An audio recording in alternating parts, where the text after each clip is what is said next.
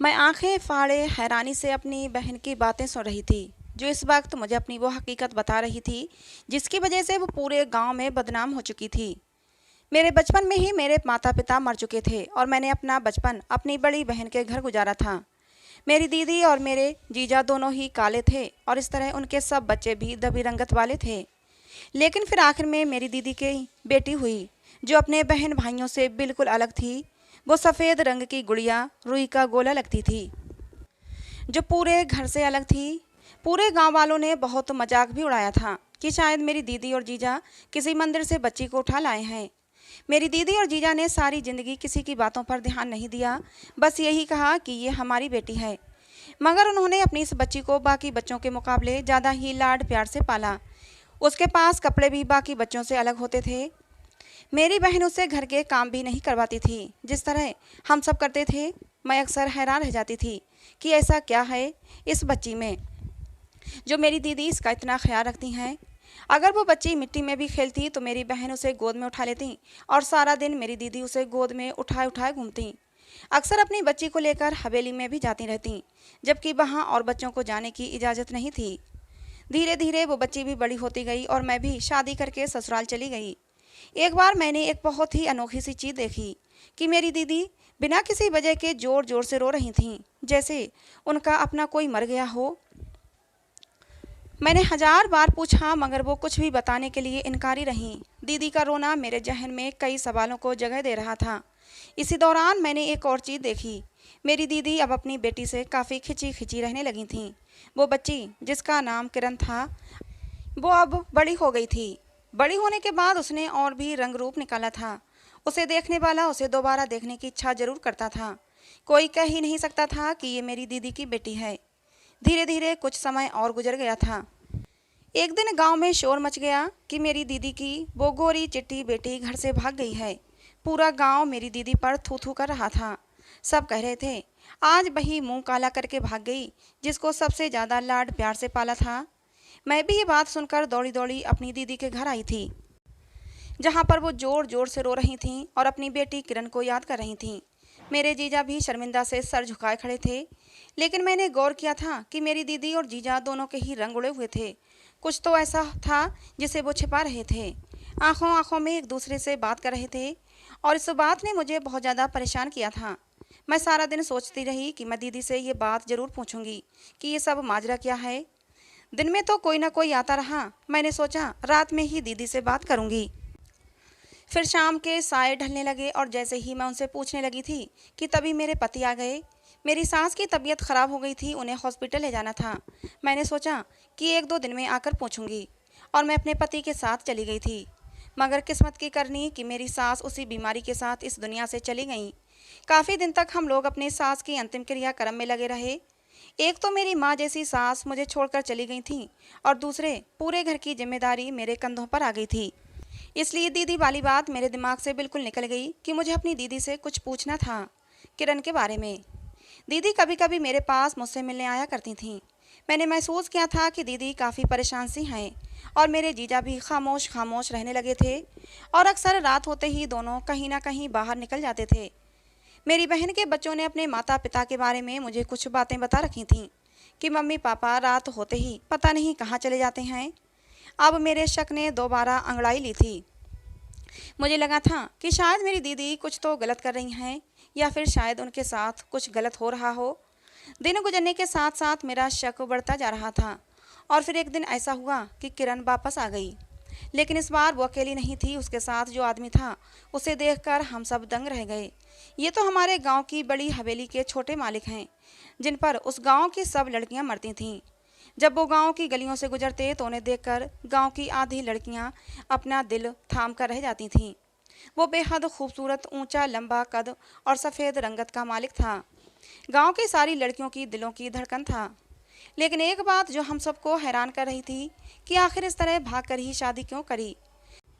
वो तो इतने बड़े घर का लड़का था, अगर वो एक बार भी अपना रिश्ता भेज देता तो मेरी दीदी और जीजा खुशी खुशी किरण की शादी उसके साथ कर देते। जैसे ही मेरी दीदी ने किरण को छोटे मालिक के साथ देखा तो उन्होंने अपना माथा पीट लिया और ऊंची आवाज़ में रोने लगीं और बोली, हाय किरण, ये तूने क्या गजब कर दिया, तुझे पूरे संसार में एक यही मिला था।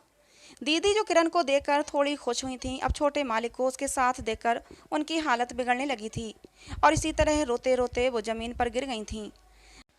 दीदी के गिरते ही किरण दीदी के पास आई थी, लेकिन मेरे जीजा रमेश ने मना कर दिया और किरण को वहां से जाने के लिए कहा।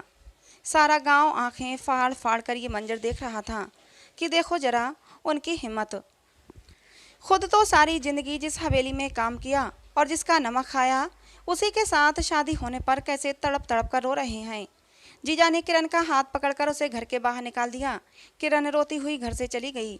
उसकी बड़ी बड़ी आंखों में आंसू चमक रहे थे, जिन्हें देखकर एक लम्हे को मेरा दिल भी पसीज गया था। दूसरे ही पल मेरी दीदी की हालत मेरी नज़रों के सामने घूम गई। मेरी दीदी की जो हालत हुई थी वो सिर्फ किरण की वजह से हुई थी। दीदी को काफ़ी देर तक होश नहीं आया था। शाम हो रही थी कि तभी दीदी ने आंखें खोलीं और पहला सवाल यही किया, किरण कहाँ है। दीदी के सवाल का जवाब जीजा ने दिया था। उन्होंने बताया कि उन्होंने किरण को घर से निकाल दिया है, जिस पर दीदी ने शिकायती नज़रों से जीजा जी को देखा था और फिर दीदी दोबारा ज़ोर ज़ोर से रोने लगीं और बार बार यही कहे जा रही थीं, हमसे गुनाह हो गया किरण के पापा, हम लोग कुछ भी ना कर सके, हमसे गुनाह हो गया। बल्कि गुनाह नहीं, ये तो गुनाह से भी बड़ा गुनाह है।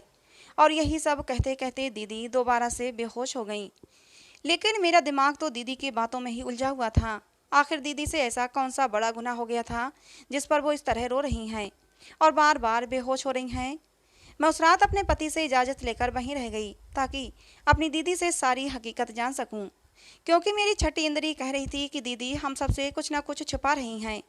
गांव वाले काफ़ी देर तक आकर दीदी का हाल हवाल पूछते रहे और सबने यही कहा कि इतना बड़ा घर है लड़के का, तुम्हें तो खुश होना चाहिए कि तुम्हें ऐसा दामाद मिल रहा है। सारी दुनिया ऐसा दामाद चाहती है और तुम हो कि रो रो कर अपशकुन कर रही हो। लोगों की बातें सुनकर दीदी फिर से रोने लगती थीं और अपने सर पर जोर जोर से हाथ मारने लगती थीं। दीदी की ये हालत देखते हुए मैंने फिर किसी को आने नहीं दिया। जो भी आता मैं उसे यही कह देती कि दीदी सो रही हैं और दीदी के पास बैठे अपने बचपन की और मम्मी पापा की बातें करती रही। हम दोनों बहनों ने सारा दिन काफ़ी बातें की। मैंने दीदी के पास बैठकर ही खाना बनाया। रात होते ही दीदी सबसे पहले लेट गई थीं और मैं उन्हें सोता देखती रही। रात का न जाने कौन सा पहर था कि मैंने दीदी को उनकी चारपाई से उठते हुए देखा। पता नहीं दीदी अपनी चारपाई से उठकर कहाँ जा रही थीं। मैं अपनी आंखें बंद किए लेटी रही। मैं बस ये देखना चाहती थी कि वो कहाँ जा रही हैं और क्या करती हैं। दीदी को जब विश्वास हो गया कि मैं सो गई हूँ तो वो कमरे में मौजूद संदूक के पास बैठ गईं और अपने पल्लू के साथ लगी चाबी से उसे खोलने लगीं। मुझे एकदम से याद आया कि दीदी ने कभी भी इस संदूक को किसी को हाथ नहीं लगाने दिया था। मैं अब उठकर बैठ गई थी, लेकिन दीदी का ध्यान अब भी मुझ पर नहीं था। वो मेरी तरफ से पीठ किए हुए बैठी थीं और दूसरी तरफ वो संदूक से कुछ चीज़ें निकाल रही थीं। मुझे हमेशा लगता था कि दीदी संदूक में ज़रूर अपने जेवर रखती होंगी, इसीलिए दीदी किसी को भी संदूक को छूने नहीं देती। मुझे बहुत ज़्यादा शौक़ हो रहा था कि आखिर संदूक में ऐसा क्या है जो दीदी उसे हाथ भी नहीं लगाने देती थीं। मैं इसी तरह चुपचाप बैठी रही और देखती रही कि आखिर संदूक से क्या चीज़ निकालती हैं दीदी। दीदी ने एक एक करके संदूक से सारी चीज़ें निकालनी शुरू कर दी और मैं उन्हें हैरत से देखती रही। सबसे पहले दीदी ने कुछ कपड़े निकाले थे जो बहुत ही छोटे से बच्चे के थे। उसके बाद कपड़ों का साइज बड़ा होता गया, वो सब लड़कियों के ही कपड़े थे। उसके बाद दीदी ने खिलौने निकालना शुरू किए, कुछ प्लास्टिक के तो कुछ मिट्टी के थे। उसके बाद तस्वीरों की बारी आई। मैंने अपने दिमाग पर जोर डाला तो मुझे याद आया सारे कपड़े तो बचपन से ही रिया पहनती आई है और कुछ खिलौने भी थे, लेकिन मैंने कुछ खिलौने कभी भी किरण के पास नहीं देखे थे। इसके बाद दीदी ने तस्वीरें देखनी शुरू की। शुरू में जो तस्वीरें थीं वो किरण की थीं, लेकिन उसके साथ तस्वीरों में एक और अस्तित्व जुड़ गया था। मैं इतनी दूर भी नहीं बैठी थी कि देख ना सकूं, लेकिन फिर भी मैं दूसरे अस्तित्व को पहचान नहीं पा रही थी। लेकिन फिर भी वो दूसरा अस्तित्व किसी बच्ची का ही था, लेकिन मेरी पहचान में नहीं आ रहा था कि आखिर वो दूसरी बच्ची कौन है। लेकिन मेरी दीदी और जीजा से काफ़ी मेल खा रही थी। उसका रंग भी वैसा ही सांवला सलोना था जैसा कि दीदी और बाकी बच्चों का था। दीदी ने अपने गले से अपना दुपट्टा उतारा और वहीं ज़मीन पर फैला दिया और सारा सामान उस दुपट्टे के ऊपर रखना शुरू किया। साथ साथ में वो चीज़ों को चूमती भी जा रही थीं और रोती भी जाती थीं। फिर दीदी ने उस सारे सामान की एक गठरी बनाई और उठकर जैसे ही मेरी तरफ पलटी, मैं जल्दी से लेट गई। मैं देखना चाहती थी कि दीदी कहाँ जाती हैं, और वो गठरी उठाकर दीदी आंगन से होती हुई गेट के पास आ गईं। दीदी ने उसे ज़मीन पर रख दिया और उसके ऊपर मिट्टी का तेल डाल दिया। इससे पहले कि वो सारे सामान को आग लगाती, मैं फ़ौरन आगे बढ़ी और दीदी का हाथ पकड़ लिया। मुझे देखकर दीदी के चेहरे की हवाइयाँ उड़ चुकी थीं। मैंने सारी चीज़ें उठाईं और दीदी को लेकर अंदर आ गई। दीदी को चारपाई पर बिठाया, उन्हें पानी पिलाया। दीदी चुपचाप सर झुकाए ऐसे बैठी थीं जैसे उनका कोई राज पकड़ा गया हो। मैंने उठकर एक बार फिर से बाहर देखा कि कहीं कोई जाग तो नहीं रहा। सुकून हो गया कि सब सो रहे हैं, तो मैंने अपनी बहन से सवाल किया जो काफ़ी दिनों से मेरे दिमाग में घूम रहा था। मैंने अपनी दीदी से कहा, दीदी मुझे सब कुछ सच सच बताओ। कुछ दिनों से आपका रवैया मुझे बहुत अजीब लग रहा है।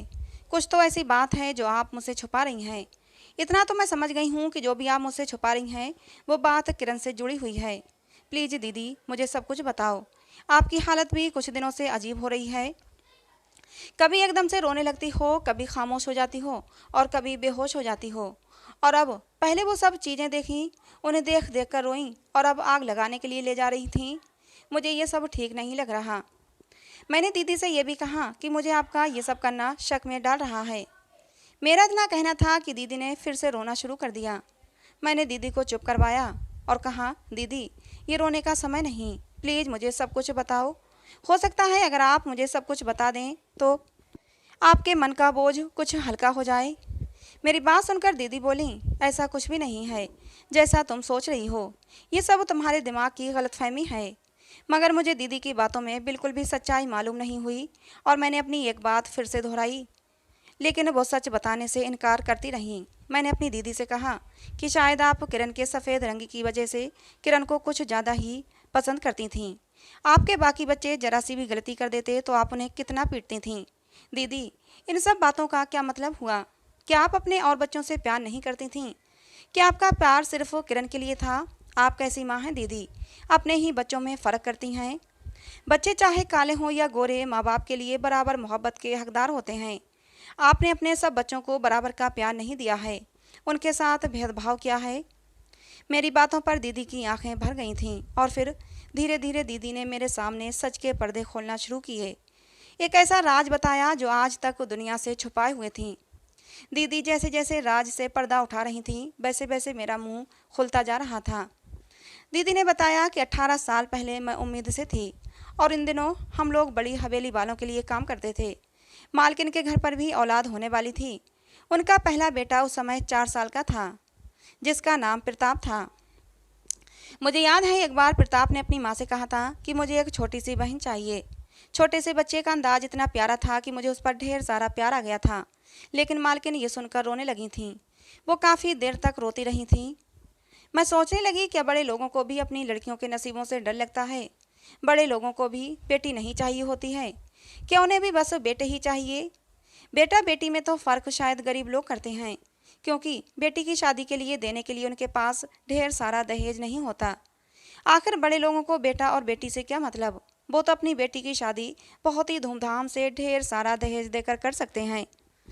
दिन ऐसे ही गुजर रहे थे और फिर मेरी डिलीवरी का टाइम हो गया और फिर मैंने एक बच्ची को जन्म दिया। उसी रात मालकिन ने भी एक बच्ची को जन्म दिया था।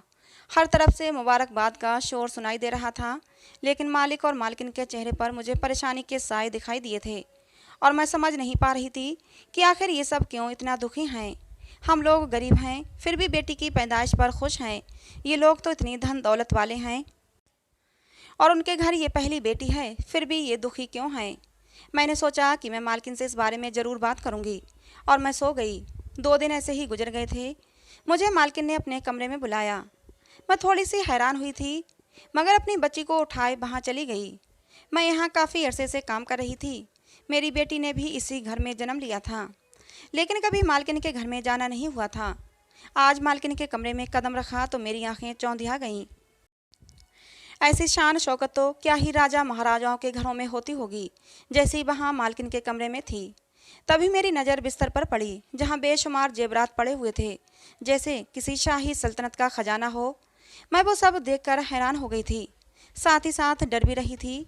मालकिन ने ये सारा खजाना बाहर क्यों निकाला है? कहीं इसमें से कुछ चोरी तो नहीं हो गया और जिसका इल्ज़ाम मुझ पर आ गया हो। अलबत्ता मेरी आंखें अब भी सोने के ढेर पर थीं, जिसकी रोशनी से मेरी आंखें जगमगा गई थीं। मालकिन आगे बढ़ी और मुझे बैठने को कहा। अपनी मालकिन की मैं नौकरानी थी, मैं वहीं ज़मीन पर बैठ गई।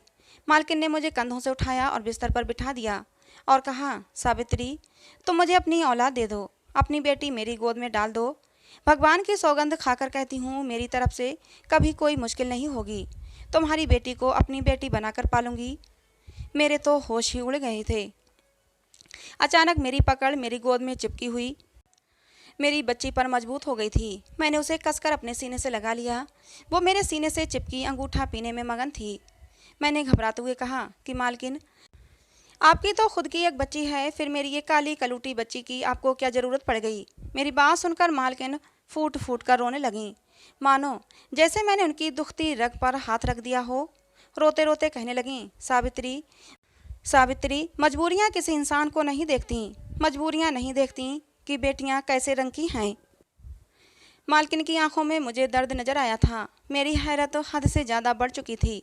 मालकिन फिर मेरे सामने हाथ जोड़कर बोली, सावित्री, मुझसे मेरी बेटी लेकर अपनी बेटी मुझे दे दो। मालकिन मेरे सामने गिड़गिड़ा रही थीं। इससे पहले मैं कुछ कहती, मालकिन मेरे कदमों में बैठ गईं और मेरे पैर पकड़ लिए और गिड़गिड़ाकर मुझसे भीख मांगने लगीं कि प्लीज़ सावित्री, अपनी बेटी मुझे दे दो। इतने बड़े महल की मालकिन मेरे पैरों में बैठी हुई थी, ये सोचकर ही मेरे पैर कांपने लगे थे। मैंने जल्दी से मालकिन को उठाया, उन्हें बेड पर बिठाया और उन्हें पानी पिलाया। मुझे कुछ भी समझ नहीं आ रहा था कि मालकिन को कैसे दिलासा दूं। मालकिन थोड़ी शांत हुई तो फिर से कहने लगीं, सावित्री, मैं तुम्हारी बेटी की शादी किसी जागीरदार घराने में करूंगी कि सब लोग अपने दांतों तले उंगली दबा लेंगे। मैं तुम्हारे बेटों को बाहर विदेश पढ़ने के लिए भेजूंगी। तुम ये मेरे सारे जेवरात अपने पास रख लो, बस अपनी बेटी मुझे बदले में दे दो और मेरी बेटी तुम ले लो। एक बार फिर से मेरी मालकिन की तान वहीं पर आकर टूटी थी। मैंने फिर से मालकिन से पूछा, मालकिन, आखिर कोई तो वजह होगी, आप इतनी सुंदर बेटी को मेरी काली बेटी से क्यों बदलना चाहती हैं? और फिर बिना किसी वजह के मेरा पति तो बिल्कुल भी नहीं मानेगा। आखिर इसके पीछे क्या कारण है? फिर मालकिन ने बताना शुरू किया। उनकी आंखों में दर्द उतर आया था। मालकिन ने बताना शुरू किया कि कभी कभी माँ बाप के गुनाहों की सज़ा बच्चों को भुगतनी पड़ती है और ऐसी ही मेरी बच्ची अपने बाप के एक ऐसे जुर्म की भेंट चढ़ने वाली है जो इसके बाप से अनजाने में हुआ था। उस दिन मैं और तुम्हारे मालिक एक शादी के फंक्शन से घर लौट रहे थे। बहुत ज़्यादा अंधेरा था, हर तरफ धुंध छाई हुई थी। इतना अंधेरा था कि हाथ को हाथ सुझाई नहीं देता था कि तभी पता नहीं एक लड़की अचानक से कैसे हमारी गाड़ी के सामने आ गई। वो चौधरियों की बेटी थी। देखते ही देखते वो लड़की बहुत ज़्यादा खूबसूरत थी, इतनी खूबसूरत कि उसे देखते ही किसी अप्सरा का गुमान होता था। चौधरी ने सुबह हमें पंचायत में बुलाया। पंचायत बैठाई गई। पूरा गांव पंचायत में जमा था। चौधरी अपनी बेटी के खून को माफ़ करने के लिए बिल्कुल भी तैयार नहीं था और भला माफ़ कर भी कैसे देता। 3 नस्लों के बाद ये पहली बेटी उनके ख़ानदान में थी। पूरे ख़ानदान की आंखों का तारा थी वो बेटी। लेकिन जो हो गया था उसे बदला तो नहीं जा सकता ना। लेकिन ये भी सच था कि जो कुछ हुआ था वो अनजाने में हुआ था, जानबूझकर नहीं हुआ था। और फिर पंचायत ने एक अजीब ही फैसला सुना दिया। पंचायत का फैसला था कि इस परिवार में जब भी कभी बेटी का जन्म होगा और वो बेटी जब 18 साल की होगी तो उस बेटी को चौधरी को दे दिया जाएगा। चौधरी उस बेटी के साथ अपने किसी भी लड़के की शादी करके उसे अपने घर ले जाएगा। आगे चौधरी की मर्जी होगी, उसे अपनी बहू बनाएं, अपने घर की नौकरानी बनाएं या फिर अपनी बेटी की मौत का बदला लें। लेकिन शर्त यह है कि वो बेटी बहुत ज़्यादा खूबसूरत होनी चाहिए, जैसे कि चौधरी की बेटी थी। और सावित्री, जैसा कि तुम देख रही हो, हमारी ये बेटी बहुत ही ज़्यादा खूबसूरत है। ऐसा लगता है कि जैसे कोई परी हो। ये कहकर मालकिन ने अपनी बेटी मेरे सामने रख दी। मैंने एक नज़र मालकिन की बेटी को देखा। वो वाकई बहुत खूबसूरत थी। ऐसा लगता था जैसे चांद का टुकड़ा हो। उसके बाद मैंने अपनी बेटी की तरफ देखा। मैं समझ गई थी कि मालकिन अपनी बेटी मेरी बेटी से क्यों बदलना चाहती हैं। मेरी बेटी का रंग सांवला था और नाक नक्श भी आम से थे। मैं सोच में पड़ गई। एक फ़ैसला मेरी पूरी ज़िंदगी बदल सकता था। मेरे बेटों का फ्यूचर बन सकता था। मेरी बेटी की ज़िंदगी भी संवर सकती थी। मुझे बहुत सारी खुशियाँ, सारा ऐशो आराम मिल सकता था जिसकी मैं कभी ख्वाहिश किया करती थी। लेकिन अपने जिगर के टुकड़े को ऐसे ही किसी को कैसे सौंप देती। बच्चा काला हो या गोरा अपने माँ बाप की जान होता है। लेकिन बहुत सोच विचार के बाद मैंने बच्चियां बदलने की अनुमति अपनी मालकिन को दे दी। मेरी बात सुनकर मालकिन का चेहरा खुशी से ऐसे खिल गया मानो उन्हें दुनिया जहान का खजाना मिल गया हो। मालकिन ने झट मेरी बच्ची अपनी गोद में उठा ली और अपनी बच्ची मेरी गोद में दे दी। मेरी बच्ची को गोद में उठाते ही मालकिन ने मेरी बच्ची को बेतहाशा प्यार किया था, जबकि मैं तो उस गोरी चिट्टी खूबसूरत कांच की गुड़िया को प्यार करते हुए भी डर रही थी। ऐसा लग रहा था कि मेरे प्यार करने से कहीं वो मैली ना हो जाए। मालकिन ने अपनी बेटी मेरी गोद में देने के साथ साथ मेरी झोली जेवरात से भर दी थी और खुशी से चहकती हुई आवाज़ में मुझसे कहा था, सावित्री, तुम रोज़ अपनी बेटी से मिलने आ सकती हो। मेरी बेटी को भी अपने साथ लेकर जरूर आना। इस तरह हम दोनों अपनी अपनी बेटियों से मिल लेंगे। लेकिन हम इन बच्चियों को नहीं बताएंगे कि सच्चाई क्या है। जब बच्चियां बड़ी हो जाएंगी और इनकी शादियां हो जाएंगी तब हम इनको सच्चाई बताएंगे। खैर, मालकिन की इस बात से मुझे भला क्या परेशानी हो सकती थी। मैंने हाँ में सिर हिला दिया। घर आकर मैंने जैसे तैसे करके तुम्हारे जीजा को भी मना लिया था। पहले तो वो मान ही नहीं रहे थे, लेकिन मेरे बहुत समझाने पर मान गए। इस तरह एक नाजुक सी शहजादी हमारे घर में पलने लगी और मेरी बेटी महलों की ज़िंदगी जीने लगी। मैं महल में कभी कभी अपनी बेटी से मिलने जाया करती थी, साथ में किरण को भी ले जाया करती थी। किरण मालकिन के बड़े बेटे प्रताप के साथ खूब खेलती थी। मैं भी उसे खेलने दिया करती थी कि आखिर दोनों आपस में भाई बहन हैं, उनका एक रिश्ता है तो एक दूसरे से मोहब्बत होना आम बात है। हवेली से वापसी पर मैं अपनी वाली बेटी यानी रोशनी के कुछ कपड़े और खिलौने ले आया करती थी और उन्हें अपनी बेटी की याद की निशानी के तौर पर रख लिया करती थी। उसकी कुछ तस्वीरें भी खींच कर ले आई थी। जब अपनी बेटी की बहुत ज़्यादा याद आती तो उन खिलौनों और तस्वीरों को देख लिया करती थी। मैंने किरण को भी बिल्कुल अपनी बेटी की तरह पाला था, बल्कि उससे बढ़कर ही पाला था। किरण को कभी महसूस नहीं होने दिया कि मैं उसकी सगी माँ नहीं हूँ। किरण भी मुझे अपनी सगी माँ की तरह प्यार करती थी। उधर मालकिन ने भी रोशनी को बिल्कुल सगी माँ की तरह प्यार दिया था। दोनों बच्चियाँ अपने अपने परिवार में खुश थीं और फिर बच्चियाँ धीरे धीरे बड़ी होती गईं। जब किरण और रोशनी 18 साल की हो गईं तो जैसा कि पंचायत ने फैसला सुनाया था, रोशनी को देखने चौधरी वाले आए थे। लेकिन रोशनी को देखते ही उन लोगों ने रोशनी को साथ ले जाने से मना कर दिया, क्योंकि फैसला तो यही हुआ था कि कोई खूबसूरत सुंदर बेटी ही चौधरी के साथ जाएगी, कोई काली और मामूली नए नक्श की नहीं। मालिक और मालकिन ने उन लोगों को पैसे देने के लिए ऑफ़र किया था कि अगर आप हमारी बेटी नहीं ले जा रहे तो हमारी तरफ से सौगात में कुछ जेवरात और पैसे ले जाएं। लेकिन उन लोगों ने पैसे और जेवरात लेने से मना कर दिया था। मैं भी बहुत हैरान हुई थी कि भला इन लोगों ने जेवरात और पैसे लेने से मना क्यों कर दिया, लेकिन इस बात का जवाब मुझे अगले दिन ही मिल गया। मालकिन की तेज़ चीख सुनकर मैं अंदर कमरे में भागी थी तो मेरी भी चीख निकल गई, क्योंकि रोशनी का पूरा शरीर ठंडा पड़ चुका था। उन लोगों ने अपनी बेटी का बदला ले लिया था। बेटी का बदला बेटी से ही लिया, चाहे कैसे भी लिया। उन्होंने अपनी बेटी खोई थी तो हमारी बेटी भी हमारे पास नहीं रहने दी। मैं बहुत रोई थी, चीखें मार मार कर रो रही थी। मालकिन भी रो रही थीं। आखिर उन्होंने भी रोशनी को माँ बनकर पाला था। समय धीरे धीरे गुजरने लगा और हम रोशनी के गम से उभर आए, लेकिन फिर हमारे ऊपर फिर से दुखों का पहाड़ टूट पड़ा जब किरण ने कहा कि वो मालकिन के बेटे प्रताप से शादी करना चाहती है। उसने बताया कि हम दोनों एक दूसरे से प्यार करते हैं। मैंने और तुम्हारे जीजा ने उसे समझाने की बहुत कोशिश की। सच्चाई अभी उजागर नहीं कर सकते थे, क्योंकि अभी रोशनी वाले मामले को ज़्यादा समय नहीं हुआ था। अगर चौधरियों को सच्चाई पता लग जाती तो हो सकता है कि किरण को भी उठा कर ले जाते। मैंने तुम्हारे जीजा ने पूरा जोर लगा दिया किरण को समझाने में। दोनों बहन भाई आपस में शादी कैसे कर सकते थे, ये तो बहुत बड़ा गुनाह हो जाता। हमारे समझाने पर किरण नहीं मानी और फिर एक दिन वो घर से भाग गई। पहले मुझे नहीं पता था कि किरण प्रताप के साथ ही भागी है, लेकिन जब उसके पति को देखा तो मेरे सर पर आसमान गिर पड़ा।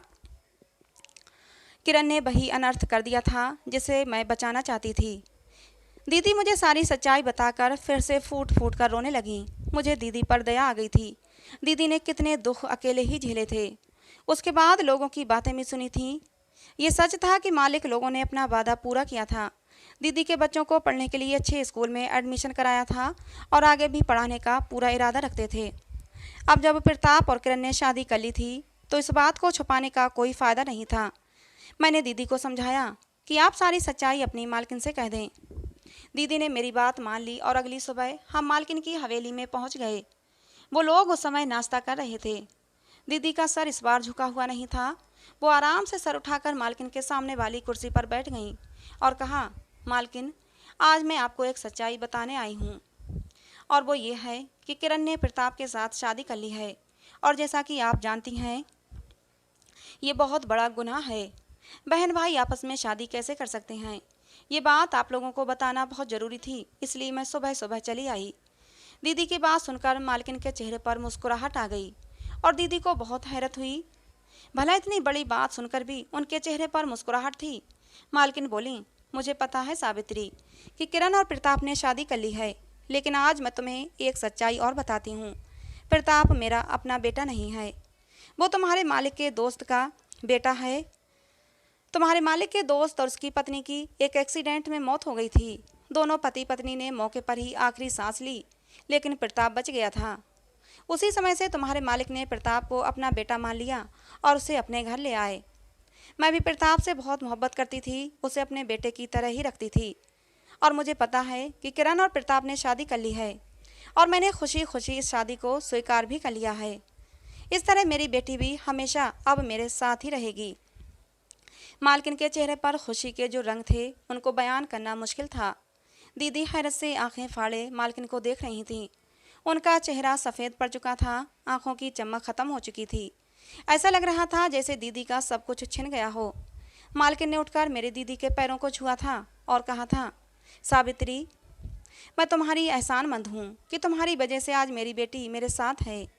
लेकिन मैं इस बात के लिए भी माफ़ी चाहूँगी कि तुम्हारी बेटी अब इस दुनिया में नहीं है। लेकिन दीदी के शरीर में तो जैसे जान ही नहीं रही थी। चुपचाप बिना कुछ कहे हवेली से बाहर आ गई थीं। उनकी आंखों में आंसू थे। आसमान की तरफ देखते हुए दीदी के मुंह से एक ही बात निकली थी, मेरे लालच की भगवान ने मुझे बहुत बड़ी सज़ा दी है। लेकिन मुझे लगता है आज इतिहास फिर से दोहराया गया था। गरीबों के हिस्से में जिल्लत, बदनामी, अकेलापन और दर्द आया था। अमीर तो इस बार भी जीत गए थे। मेरी दीदी ने अपनी बेटी को खो दिया। पूरे गांव की बातें सुनी, बदनामी भी उठाई कि बेटी ने भागकर शादी कर ली।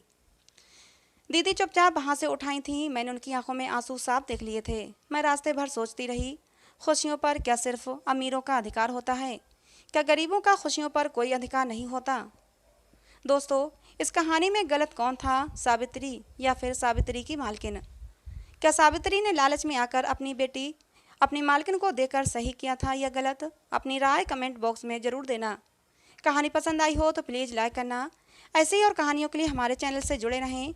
कहानी को अंत तक सुनने के लिए आप लोगों का बहुत बहुत धन्यवाद। मिलते हैं दोस्तों अगली किसी नई कहानी में।